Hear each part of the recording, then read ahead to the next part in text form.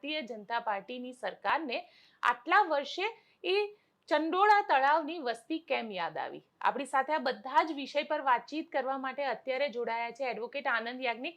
એમને ગુજરાત હાઈકોર્ટમાં પિટિશન પણ ફાઇલ કરી છે અને પિટિશન ફાઇલ કર્યા બાદ હાઈકોર્ટ દ્વારા આનંદભાઈ શું કહેવામાં આવ્યું? ત્યાંના ચંડોળા તળાવ પાસે, નવાબનગર પાસે, બંગોલી ચાલ તરીકે, ફૂલવાડી ચાલ તરીકે અને સિયાસતનગરના 18 મોટાભાગની બહેનો છે, એ લોકોના ઘરો છે સ્વતંત્ર રીતે.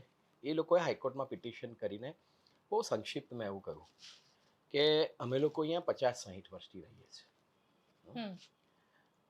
અમે લોકો બધા અહીંયા જન્મ્યા છે, અમારા મા બાપ અહીંયા મૃત્યુ પણ પામ્યા છે, અમારી પાસે આધાર કાર્ડ છે, ઇલેક્શન કાર્ડ છે, અમે લોકો અનેક ચૂંટણીઓમાં અહીંયા વોટિંગ કરેલું છે.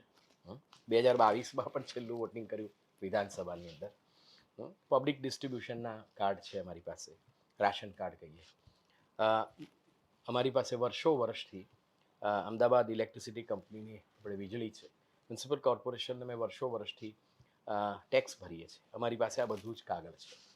નામદાર હાઈકોર્ટને એવું કહું, સાહેબ અમે ભારતના નાગરિકો છે, અમે લોકો 40, 50, 60 વર્ષથી ચંડોળા તળાવની આસપાસ રહીએ છીએ. આ કાગળો છે અમારા.